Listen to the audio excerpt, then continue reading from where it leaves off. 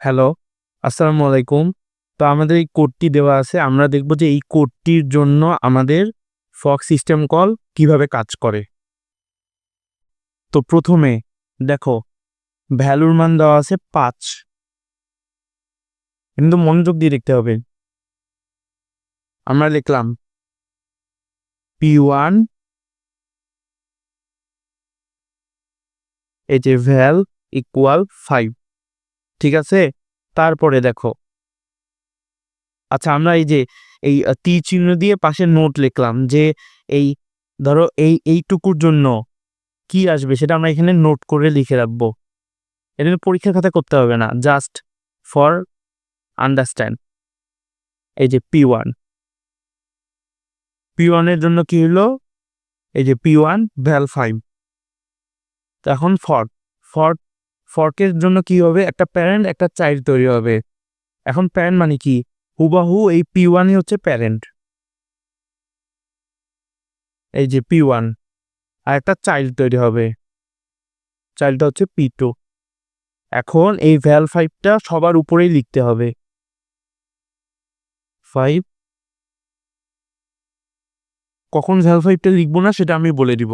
এখন দেখো আমাদের ফর্কে কি হলো, ফর্কের জন্য আমাদের P1 এবং P2 আসলো। ঠিক আছে? এখন দেখো এটা কিছু না, এই দেখো ফর্কের মানটা পেইডে আসলো। তার মানে কি, দেখো আবার ফর্ক কল হয়েছে। আবার ফর্ক কল হলে কি হবে, এই যে P1 থেকে আবার দুইটা, একটা প্যারেন্ট একটা চাইল্ড তৈরি হবে।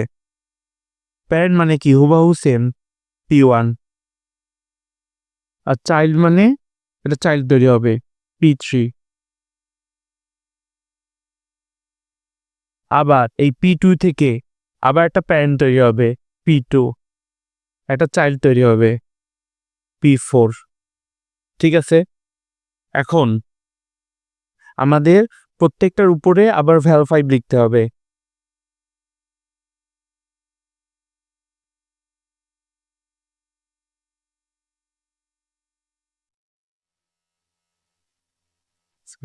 এখন দেখো এই লাইনে তো আমরা কি করলাম, আমরা নোটটা রাখবো। এখানে আমরা কি করলাম, P1 P3 P2 P4, এই যে নোট রাখলাম P1 P3 P2 P4। মানে কি, এই এই কোডটুকুর জন্য এই ৪টা এক্সিকিউট হইল, জাস্ট নোট রাখলাম। এখন আমাদের যে পিআইডি, এটা ইকুয়াল 0, মানে এই যে ইকুয়াল 0 নাকি নট ইকুয়াল 0, এটা কন্ডিশনটা ইমপ্লিমেন্ট করা ইম্পর্টেন্ট। এখন এই যে যে প্যারেন্ট চাইল্ড এখানে ইকুয়াল 0 না, যে চাইল্ড মানে যে প্যারেন্ট সে পিআইডি ইকুয়াল 0 না, যে চাইল্ড সে পিআইডি ইকুয়াল 0। এখানে মনে রাখতে হবে, এই যে P3 হচ্ছে চাইল্ড, এখানে PID ইকুয়াল 0। এই P4 হচ্ছে চাইল্ড, এখানে PID ইকুয়াল 0।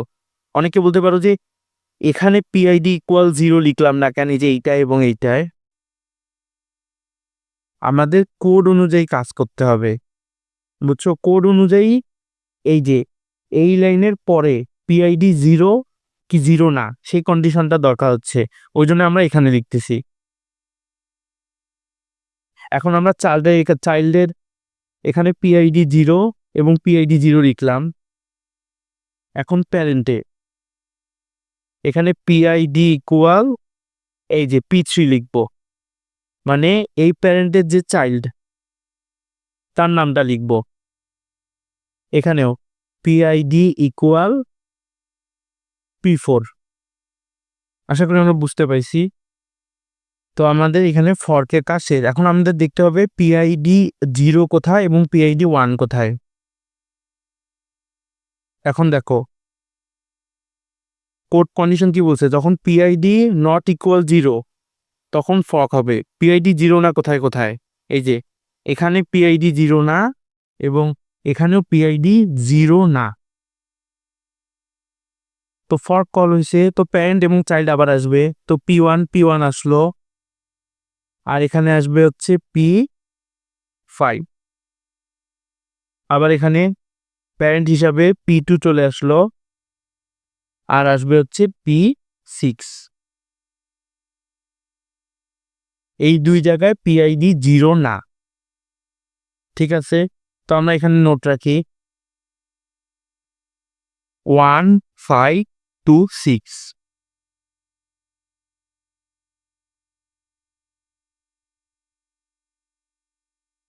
এখন এলস যখন পিআইডি ইকুয়াল 0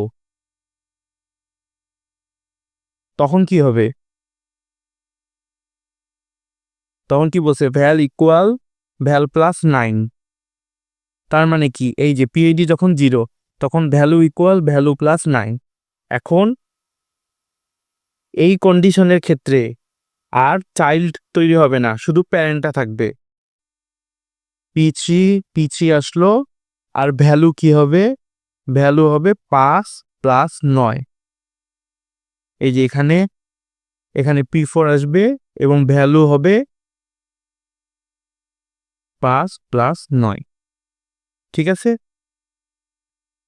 তো আমাদের এই যে এইভাবে কোনো কোড দেওয়া থাকলে এইভাবে এই ডায়াগ্রামটা পরীক্ষায় লিখতে দিবে। তো আজকের লেকচার এই পর্যন্তই, সবাইকে ধন্যবাদ।